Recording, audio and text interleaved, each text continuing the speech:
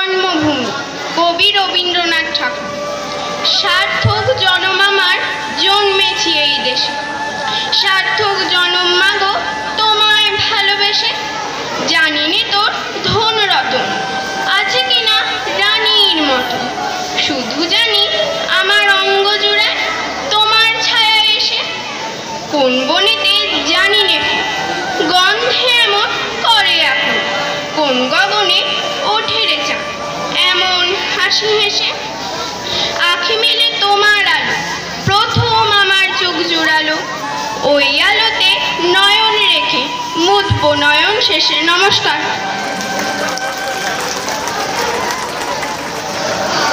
খুব সুন্দর কবিতা আবৃত্তি করছে। এবার আমাদের খুদে স্নিকা একটা কবিতা আবৃত্তি করছে।